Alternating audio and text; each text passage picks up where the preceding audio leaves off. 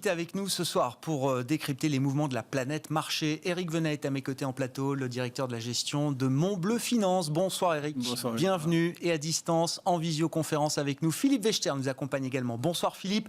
Merci beaucoup d'être avec nous pour cette discussion. Vous êtes chef économiste d'Ostrom Asset Management. Je commence avec vous Philippe sur les dernières prévisions, le dernier jeu de prévisions livré par le Fonds monétaire international à l'occasion des réunions de printemps du FMI et de la Banque mondiale qui se déroule cette semaine.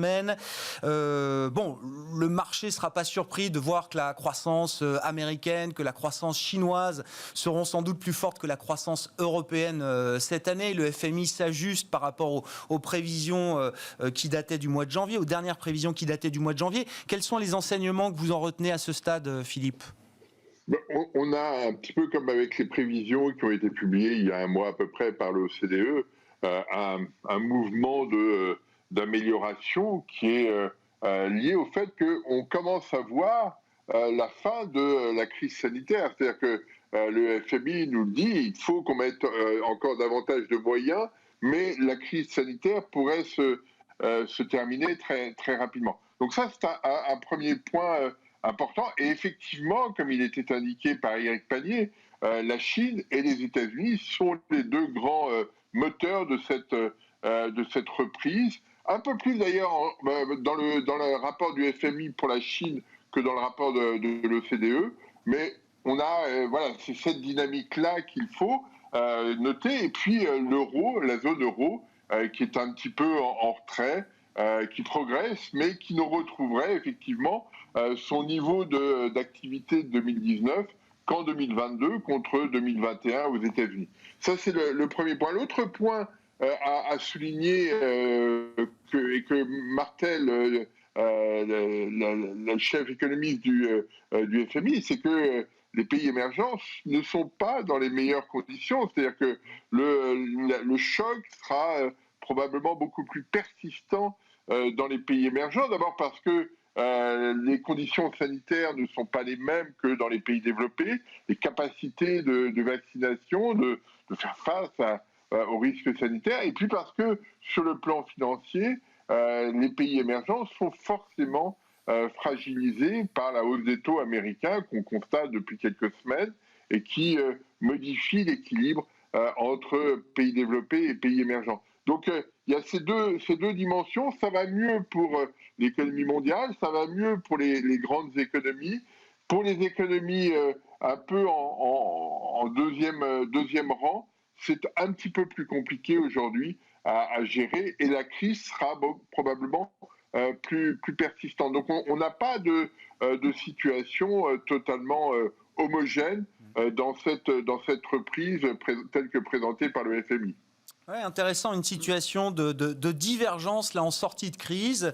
Éric Venet, qu'est-ce que ça vous inspire ? Et puis, est-ce que sur le plan de l'investissement, est-ce que sur le plan de la dynamique des marchés, c'est quelque chose qui se reflète aujourd'hui ou pas encore ? Non, ça ne se reflète pas, mais par contre, c'est complètement logique. C'est-à-dire que les prévisions du FMI suivent les sorties de crise sanitaire. Enfin, ça a commencé par la Chine, la puissance de la Chine. Après, ce sont les États-Unis. Et puis, l'Europe qui sortira un peu plus tard. Et les pays émergents, n'en parlons pas, quand ils pourront. Donc, c'est d'une logique implacable. Et c'est à peu près le scénario qu'on pouvait anticiper depuis longtemps. Parce que la force et l'appétit de consommation, il est là. Et donc, je crois qu'on ne doit pas être surpris. Après, là où on aura des surprises, c'est du côté de l'offre. Est-ce que le système d'offre mondial pourra être là face à la demande qu'on a un peu partout et qu'on va avoir au fur et à mesure du déconfinement. C'est-à-dire que tous ces goulots d'étranglement qu'on décrit, alors qu'ils sont mis bout à bout, effectivement, ça provoque des pénuries dans certains secteurs spécifiques, semi-conducteurs, ce qui est déjà énorme pour tout un pan industriel, automobile, etc. Mais c'est quelque chose qui est amené à s'intensifier encore un peu plus, vous dites, au fur et à mesure de la reprise. Oui, je pense que le danger, il est là. Et en fait... et à la limite, c'est bien qu'on ait ce découpage que tout le monde reparte en même temps. Voilà, exactement. Ça permet à chacun de profiter, enfin celui qui est en dessous, de profiter celui qui est un peu en avance et d'éviter ce genre de goulot d'étranglement. Mais pour moi, la vraie question, c'est, et je ne sais pas comment le FMI peut répondre à ce genre de question, c'est d'un point de vue intersectorielle, est-ce qu'on n'aura pas des goulots qui vont bloquer ces chiffres de croissance, en fait? C'est-à-dire qu'il y a un risque de rater la reprise d'une certaine manière, ou de pas avoir une reprise aussi forte, aussi optimale que ce qu'on pourrait imaginer à certains endroits, dans certains secteurs. Oui, le risque, il est là. Sur le papier, effectivement, qu'on puisse délivrer la croissance, sauf que dans l'absolu, on n'y arrive pas parce que votre entreprise n'arrive pas à fournir ce que vous avez. Ici, l'automobile, on aura des problèmes d'approvisionnement. Enfin, il y a un peu partout dans le bâtiment, ce genre de choses. Donc, le marché ne l'escompte pas du tout. Quand je regarde le secteur automobile en bourse aujourd'hui, j'ai pas l'impression que ces problèmes-là transparaissent dans la manière dont les investisseurs jouent ces secteurs-là. Non, on n'a pas les moyens. C'est-à-dire qu'en fait, on sait qu'on va y avoir quelques soucis. Pour l'instant, on joue une impulsion. On est tous d'accord pour dire que la demande est là, on a fait ce qu'il fallait, l'appétit de consommation est là. Ce qui change quand même il y a une paire d'années quand même. On sort de cette espèce de déflation, on sait plus très bien, où là on a un appétit de croissance. Donc la première question c'est est-ce qu'on va avoir une offre en face? Et la deuxième question encore plus importante c'est au niveau N+1, est-ce qu'on aura toujours, une fois qu'on aura eu cette consommation assoiffée, est-ce qu'on enclenche un vrai... Quelque chose d'autre ou pas? Quelque chose ou pas. Voilà, je pense que c'est la grande question. C'est ce qui semble être le pari des États-Unis. Alors Philippe, évidemment, vos commentaires, vos remarques, mais ce qui me marque évidemment dans les divergences qu'on peut observer, c'est que les États-Unis non seulement rattrapent leur niveau de richesse d'avant-crise, mais font le pari d'un nouveau cycle économique. C'est-à-dire que la chef économiste du FMI le dit et l'accrédite encore un peu plus aujourd'hui. En 2022, l'économie américaine dépassera sa trajectoire de création de richesse qu'on pouvait projeter avant la crise. La zone euro en sera encore très très loin. On commencera juste peut-être à reboucler avec le niveau de richesse qu'on avait avant la crise en zone euro l'an prochain. Oui, effectivement. Alors, plusieurs remarques sur ce qu'a évoqué Eric. Moi, ce que je constate, c'est que dans cette crise, il n'y a pas eu de crise de l'investissement. L'investissement est resté plutôt robuste dans cet environnement. C'est pour moi un signal positif. Et puis on voit depuis quelques mois maintenant une dynamique des échanges, une dynamique du commerce mondial qui est très forte. Et on constate bien la pénurie de containers, etc. Donc la dynamique industrielle, elle est repartie depuis plusieurs mois déjà. Et on ne perçoit pas aujourd'hui de blocage. Ça, c'est un premier point. Ce que nous dit d'ailleurs le FMI, c'est que, et c'est ce que disait Éric Panier, les services commencent à s'ajuster. Et c'est ça qui est intéressant dans la dynamique macroéconomique, c'est qu'il y a toujours des secteurs qui sont pénalisés, on le voit en Europe, mais ces secteurs, finalement, sont un peu bousculés par toute la dynamique des services lié au secteur manufacturier. Le secteur manufacturier a un effet d'entraînement sur les services et le frein que constituaient les transports aériens ou l'hébergement ne sont plus aussi forts que cela. Ça, c'est un point qui me semble intéressant. Après, l'autre question sur ce qu'on va voir dans le futur, je pense qu'on doit avoir deux lectures assez différenciées, notamment entre l'Europe, la zone euro et les États-Unis. Si on prend les chiffres d'emploi qui ont été publiés vendredi dernier aux États-Unis, eh bien, si on fait un petit calcul, avec en tête l'idée qu'il y a beaucoup de vaccinations aux États-Unis et que la situation sanitaire est en train de s'améliorer assez rapidement, il y a les deux plans de relance, le plan de relance conjoncturel à 1 900 milliards, le plan de relance structurel sur les infrastructures à 2 250 milliards, en attendant le troisième plan sur l'éducation, la santé. Ces éléments vont probablement tirer l'activité et l'emploi vers le haut. Et si on fait un petit calcul tout simple, on s'aperçoit que le gap d'emploi sera terminé, sera fermé probablement à la fin du printemps ou au début de l'été 2022. En d'autres termes, si on regarde la tendance de l'emploi de 2010 à février 2020 et qu'on la prolonge, eh bien, si on maintient ce rythme de création d'emplois, conditionnée par les relances, la vaccination, etc., eh bien, on rejoint la tendance de l'emploi d'avant-crise à la fin du printemps 2022. Et c'est ça qui est intéressant. C'est-à-dire qu'aux États-Unis, on a une situation où sur le marché de l'emploi, on a eu un ajustement du secteur privé et l'État fédéral a déployé ses moyens une fois cet ajustement privé terminé. Ce qui fait que il y a eu des mouvements, on se rappelle les chiffres du mois d'avril dernier, des mouvements extrêmement spectaculaires sur l'emploi américain, mais des revenus qui ont fortement progressé du fait de l'aide fédérale. Et l'idée quand même, c'est que l'ajustement du secteur privé sur l'emploi est probablement terminé. Ce qui n'est pas le cas sur la zone euro. Et ça, c'est une situation qui me semble intéressante à souligner. C'est-à-dire que la politique économique en zone euro a pris le pas sur l'ajustement du secteur privé. Les gouvernements, Bruno Le Maire en France, etc., ont dit on va prendre en charge le chômage partiel et donc on fait tout pour que les revenus soient maintenus.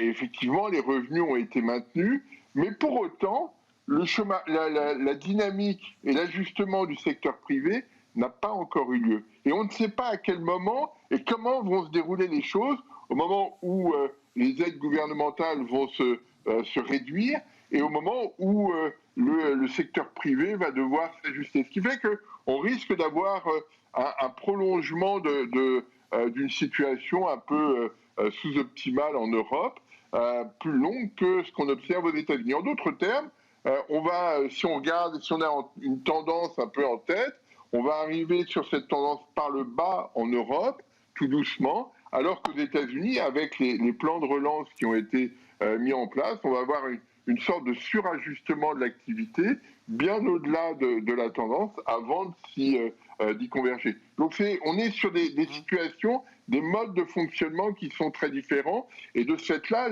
l'ajustement, la persistance de la crise ne sera pas du même type entre l'Europe et les États-Unis. C'est un peu ce que nous dit le FMI aujourd'hui aussi. Si on considère, Eric, effectivement, ces différences de perspective, alors on ne va pas faire tout le débat sur les différences entre la structure de l'économie américaine et celle de l'économie européenne, mais si on considère ces différences de perspective telles que Philippe Wechter les énonce, sur le plan de l'investissement, alors notons quand même, je le disais en titre, le stock 600 revient sur ses niveau d'avant-crise, sur ses plus hauts historiques, ça y est. Là aussi, c'est une étape de franchie avec un peu de retard pour les grands indices boursiers européens. Qu'est-ce qu'on peut dire du cas d'investissement action européenne à ce stade, Eric ? Est-ce que ça reste un cas d'investissement intéressant, un bon rendement risque au regard de la perspective de réouverture qu'on n'a pas encore pleinement vécue, contrairement à la Chine, contrairement aux États-Unis qui le vivent en ce moment, ou est-ce que c'est un cas qui reste plus fragile peut-être que les autres ? Oui, Philippe l'a évoqué, c'est-à-dire qu'il y a plus d'incertitude dans le scénario européen, parce que d'abord, la sortie est plus éloignée et on sait qu'elle sera plus chaotique, parce qu'on a tellement... Enfin, on a protégé plus, donc du coup, la sortie est plus compliquée. Après, comme on est européen, c'est toujours plus simple. Enfin, voilà, moi, je ne gère pas une grande maison, donc en fait, j'ai un biais pro-européen parce que c'est plus simple. Mais alors la question, j'entends bien, Eric, mais de quelle manière vous avez envie d'allouer les investissements en Europe ? C'est ça la question. C'est en fonction des perspectives qu'on dresse pour l'économie européenne, c'est peut-être pas tout à fait la même histoire. J'avoue que c'est compliqué parce qu'en fait, ce qu'on disait tout à l'heure, c'est que tout est... c'est assez homogène. Donc le marché monte. Tout est à son prix aujourd'hui.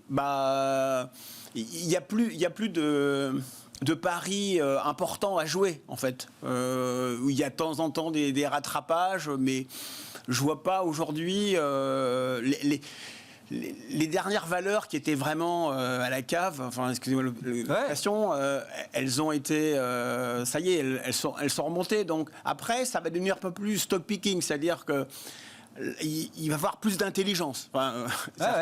Il va falloir comprendre comment on va sortir de cette crise, nous autres Européens, dans quels secteurs vont immédiatement avoir un effet de levier sur ces résultats, Et donc, comme je disais tout à l'heure, n'auront pas de goulot d'étranglement et pourront effectivement délivrer pour aller chercher davantage de croissance des cours. Voilà. Donc aujourd'hui, il faut un raisonnement microéconomique sur les entreprises et des paris bien précis pour aller chercher aujourd'hui davantage de croissance. Mais au niveau marché, globalement, vous dites, il n'y a pas grand.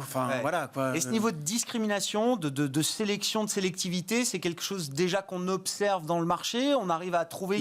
Non, pas encore. Non, pour l'instant.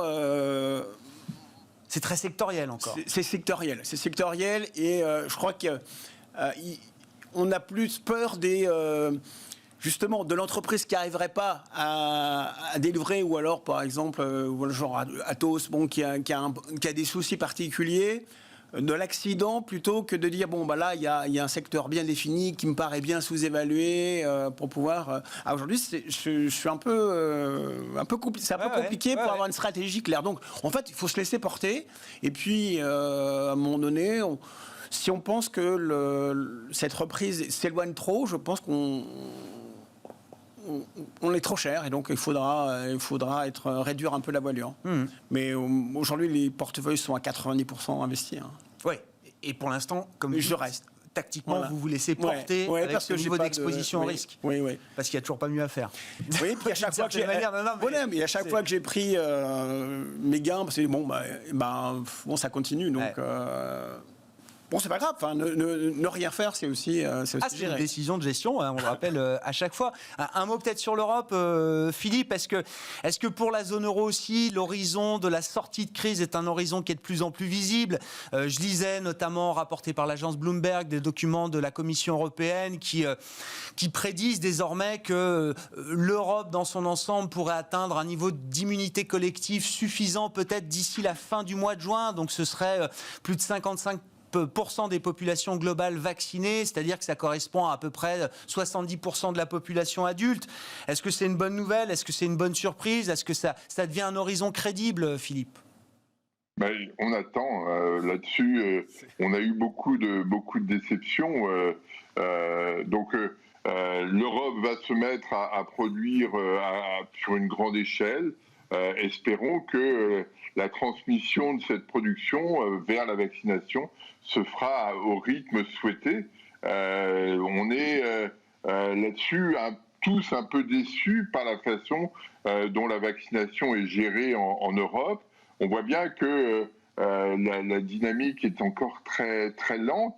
Et donc, voilà, la question n'est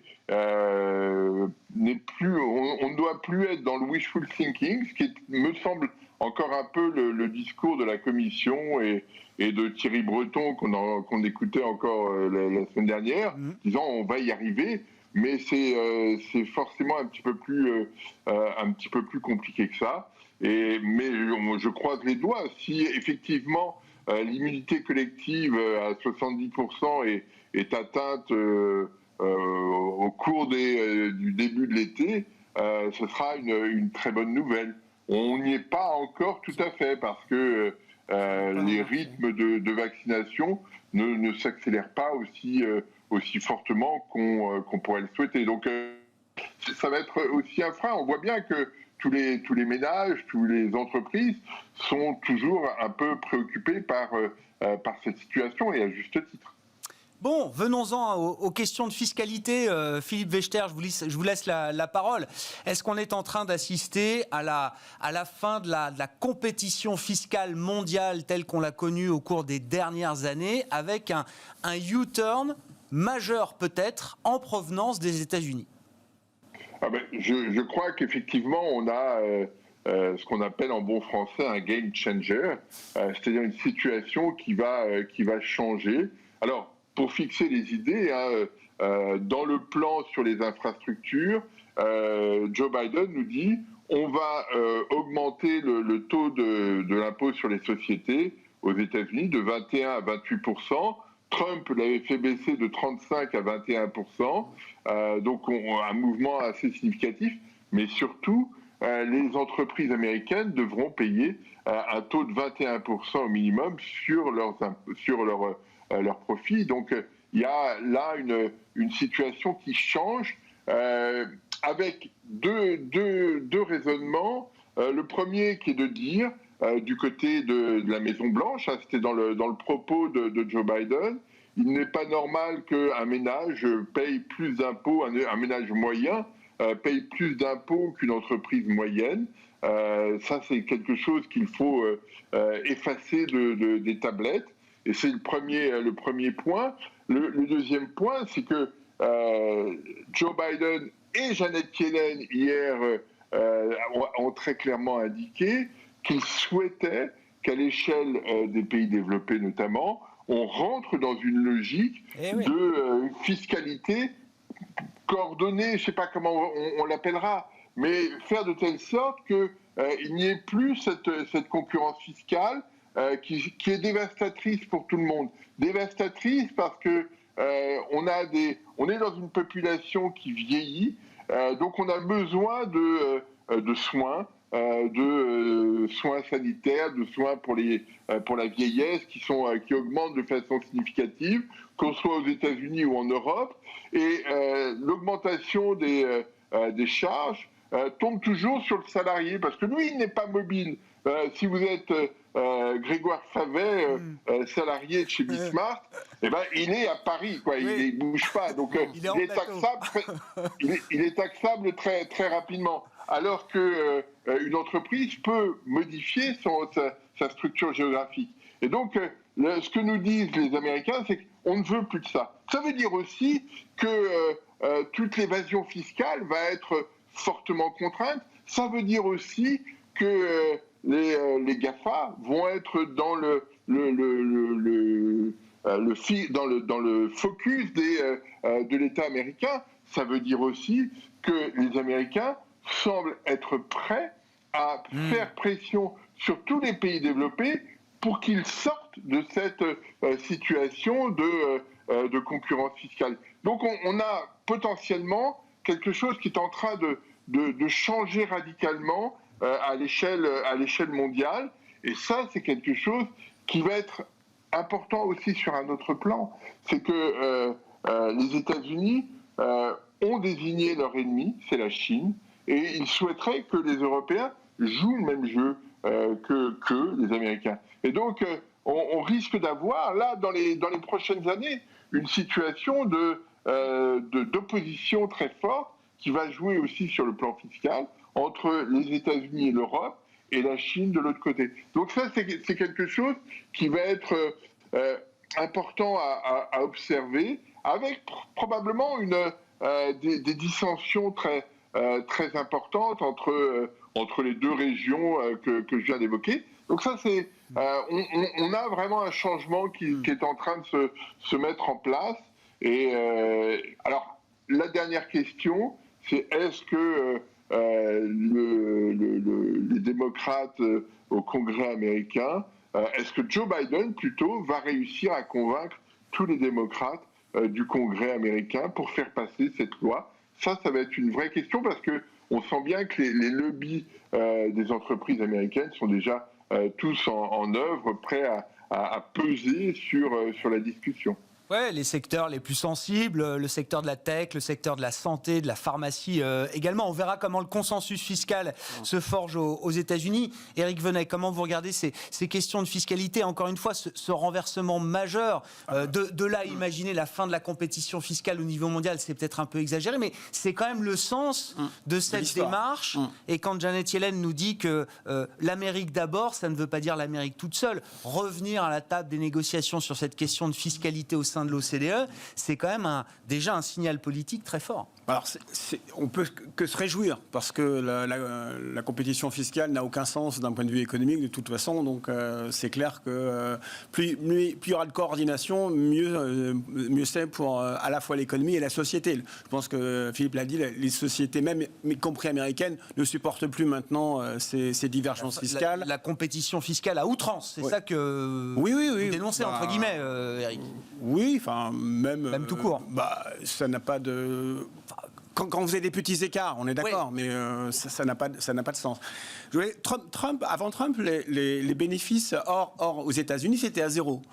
il l'a mis à 10,5, et là, on redouble pour mettre à 21. Ouais. Et pourquoi on veut le mettre à 21 ? Parce que 21, c'est le taux moyen de fiscalité à l'OCDE. Ouais. D'accord ? Donc on peut dire que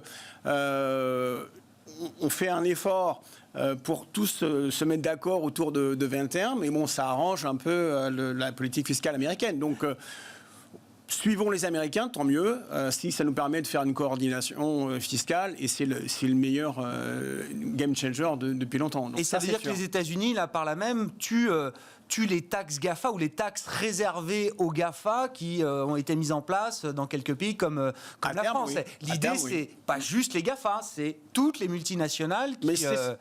Oui, mais au départ, c'est ça. Au départ, oui. On parle taxe GAFA, mais au départ, c'est d'avoir un minimum de fiscalité là où on fait des affaires. Alors, on parle du taux, là, c'est pas forcément la même chose. C'est-à-dire que, effectivement, si vous avez un taux minimum... Tout est à définir, voilà. Je crois, dans ce débat. C'est pas pour ça qu'on va obtenir des impôts d'une entreprise qui fait du chiffre d'affaires dans votre pays. Hein. On n'est pas encore là. Ouais. Et là, en termes de fiscalité, tout est dans les détails. Mais c'est clairement un pas très, très important. Et du point de vue de l'investissement, est-ce que c'est quelque chose, un nouvel environnement, alors sans doute, qui se mettra en place avec un peu de lenteur, hein. On parle d'une grosse machine, j'imagine, mais c'est quelque chose qui va induire des modifications dans les marchés. Je sais pas, le secteur de la tech, le secteur de la pharma sont des secteurs visiblement qui profitent au maximum de ce type d'optimisation fiscale sur le plan mondial. Et ce sont quand même des gros secteurs sur le plan de l'investissement boursier notamment, aux États-Unis particulièrement. Ouais. Est-ce que ça veut dire que c'est des secteurs dont le cas est de plus en plus fragilisé aujourd'hui ? Je vais retourner la question. Est-ce que vous n'achetez plus Facebook parce que je ne sais pas quel est le taux d'imposition de Facebook, je ne sais pas, mais vous comprenez ma question. C'est-à-dire qu'en fait, ce sont des entreprises qui sont une telle puissance que, qui payent des impôts, c'est une bonne chose. Après, est-ce que vous ne les acheterez, les opérateurs ne l'achèteront plus parce qu'ils seront imposés je ne crois pas. Non, peut-être qu'on sera prêt à les payer un peu moins cher, j'en sais rien, c'est une question. Hein, Si vous n'avez pas d'équivalent, c'est pas évident. Si vous n'avez pas d'équivalent de Facebook, Facebook restera Facebook, qui paye des impôts ou pas d'impôts. Voilà, ça serait mieux qu'ils en payent. Point. Donc ça change. Non, ça change pas. Alors, vous avez vu que Wall Street n'est pas. À un moment donné, on avait peur que Biden arrive et que ça soit un désastre en bourse parce que justement, il allait augmenter les impôts. Enfin, je veux dire, pour l'instant, il coche toutes les cases et tout le monde est content. Hein, donc, oui. Puis il a commencé par distribuer des chèques. Quand voilà. même, hein, non, je pense qu'il va dans la bonne direction. Il a l'air de prendre des politiques à terme. Donc, à terme, il n'y a pas de question à avoir, je pense. Philippe, est-ce que le relèvement global du niveau d'imposition, à commencer par les corporates américains et puis sur le plan mondial, est-ce que ça peut être une entrave à la croissance économique ? Est-ce qu'il faut opposer les deux ? Est-ce que c'est un rééquilibrage, une redistribution qui change peut-être aussi la nature de la croissance ? Quelles peuvent être les implications justement à terme ? La première implication, c'est que ça va mettre un coup de frein terrible à l'évasion fiscale. Ça veut dire que le financement de tous les régimes sociaux pourrait être facilité par cette situation. Et c'est ça l'enjeu. C'est de dire, finalement, on ne peut pas échapper au financement des systèmes sociaux, qu'on soit aux États-Unis ou en Europe. Et ça, c'est essentiel. Jusqu'à présent, le système fiscal permettait cette évasion fiscale. Là, les États-Unis nous disent on veut pas ça. Donc ça, c'est un élément absolument clé. Et quand on voit les montants d'évasion fiscale tous les ans, tout le monde s'en portera mieux. Mais ça, encore aujourd'hui, Philippe, j'entends bien sur l'évasion fiscale, mais est-ce qu'on parle de montant ou de masse qui serait de nature à changer justement les perspectives de financement qu'on peut avoir pour nos systèmes sociaux, comme vous dites ? Absolument, absolument. Lisez Gabriel Zucman, le Français qui est à Berkeley, et clairement, il y a des montants qui sont considérables. Et donc, tous les éléments supplémentaires à payer pour les systèmes sociaux pourront être payés par les entreprises qui paieront leur juste contribution au développement des économies. C'est ça l'élément clé. Chacun contribuera de façon plus équitable à la situation et à l'évolution sociale, sachant que on est tous aux États-Unis et en Europe dans des sociétés qui vieillissent, qui ont des besoins sociaux beaucoup plus importants, et que si on ne veut pas avoir des sociétés qui partent dans des directions plus complexes parce qu'on n'aurait pas les moyens de faire face, ce changement d'allure est important. La question, malgré tout, est de savoir comment les choses vont se mettre en place. On voit bien, par exemple, sur les revenus des individus, que la FATCA, le cadre fiscal américain, mobilise l'administration américaine pour que tous les Américains dans le monde payent des impôts aux États-Unis. Est-ce qu'on va avoir ce genre de situation ? Est-ce qu'il va y avoir une péréquation ? Ça va être discuté autour de la table de l'OCDE, mais c'est bien que tout le monde se mette autour de la table pour arriver à un résultat qui soit plus favorable pour tout le monde et que les salariés ne soient pas systématiquement ceux qui paieront le surplus de besoins de financement des États et des besoins sociaux. Bon. Après, là, on augmente les impôts pour payer une partie du plan de l'infrastructure qui bénéficieront à terme... Du point de vue américain, oui, j'entends bien. Voilà, oui. À terme aux entreprises américaines, donc, puisque l'infrastructure américaine a quand même quelques difficultés. Donc, les entreprises s'y retrouvent, même d'un point de vue purement calcul microéconomique. Si vous augmentez les impôts, mais qu'avec ces impôts, vous augmentez le potentiel de croissance, il n'y a pas de... L'impôt n'est pas un mal en soi. Ouais. En dehors de la redistribution que j'entends bien, où je suis complètement d'accord avec Philippe, qui est quelque chose qui est devenu insupportable en termes de redistribution, d'un point de vue purement microéconomique pour les entreprises, puisque cet argent est dépensé dans un plan d'infrastructure et de développement durable, tout le monde y gagne. Donc, avant même d'anticiper l'impôt minimum mondialisé, le fait même que les corporates américains voient leur taux d'imposition sur les sociétés relevé, on verra comment est-ce que le consensus politique se forge effectivement à Washington, mais vous dites il n'y a pas de raison que ce soit négatif ou trop délétère en tout cas pour le marché boursier, j'entends. Je pense, tout simplement. Oui. Je sais pas ce que... Philippe Wechter, Sachant que la fiscalité américaine ne sera pas très élevée non plus. Elle a été par le passé bien plus importante que celle qu'on observe aujourd'hui. La difficulté sur les plans et sur le plan d'infrastructure de Joe Biden, c'est qu'on a quand même le sentiment qu'il n'a qu'une seule envie, c'est de revenir dans les années 50, c'est-à-dire une économie où tout allait tout seul aux États-Unis. Mais le monde a changé. Dans les années 50, les États-Unis n'avaient pas du tout de concurrents.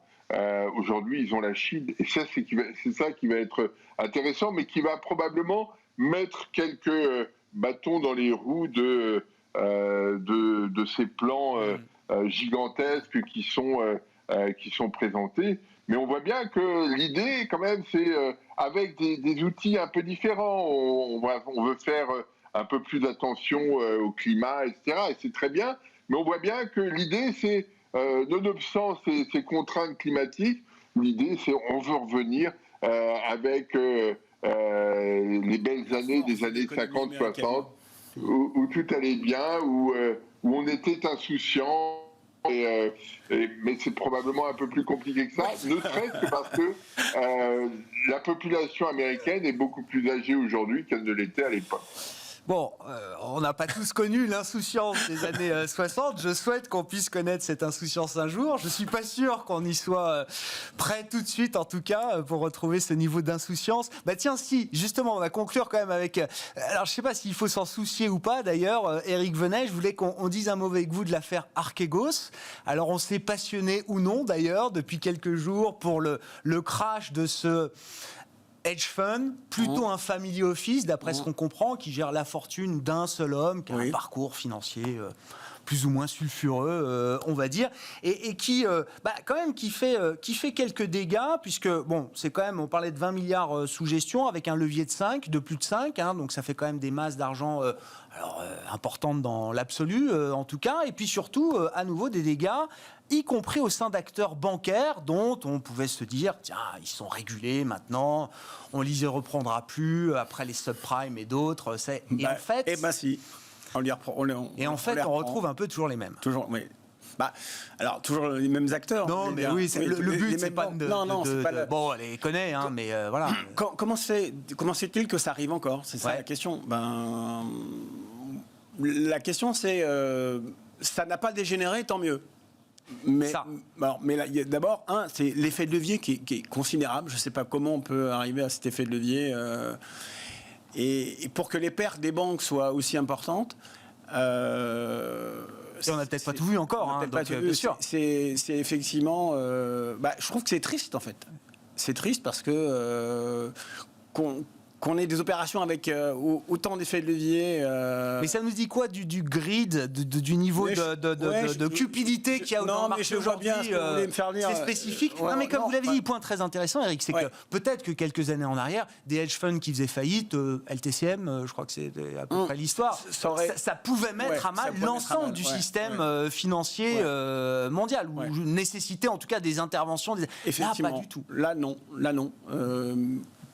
Parce que c'est pas encore assez gros. C'est pas assez gros. C'est pas encore assez gros. La taille que le mais non, ça dit rien de. Je sais, on pourrait dire oui, mais c'est le signe de la fin le début d'une bulle, de la fin d'un marché. Ouais.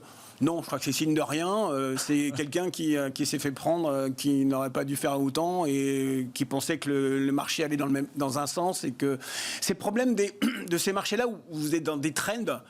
Et vous suivez. Voilà. Je disais tout à l'heure qu'il fallait suivre. Et parce que ça roule et que tout le monde est persuadé. Sauf que moi, je n'utilise pas l'effet de levier. C'est-à-dire que si je me trompe, c'est pas bien grave. Ouais. Et quand les taux sont si bas et que vous devez délivrer du profit, vous avez un petit trend et vous mettez un fois quelque chose. Et là, vous avez une performance un peu honorable par rapport au tout petit taux. Bon, on va s'en écarter parce qu'on va avoir des taux normalisés. Donc, on suit maintenant le 10 ans américain à 60, 65, 70, jusqu'à 2. Et quand on sera à 2, on aura, j'espère, plus ce genre d'opération parce que quand vous êtes à 0,0, il faut trouver de la rentabilité pour votre client. Voilà, ça veut juste dire ça. Bon. On s'arrêtera là sur ces enseignements de l'affaire Archegos, toujours en cours et qui fait des dommages. L'acteur bancaire cité à nouveau aujourd'hui, c'est Crédit Suisse, effectivement, pour qui l'impact sera sans doute non négligeable, avec un risque de réputation très important aussi pour ces établissements bancaires. Merci beaucoup Eric et Philippe. Eric Venet qui est avec nous en plateau, le directeur de la gestion de Montbleu Finance, et Philippe Vechter, merci à vous, le chef économiste d'Ostrom Asset Management.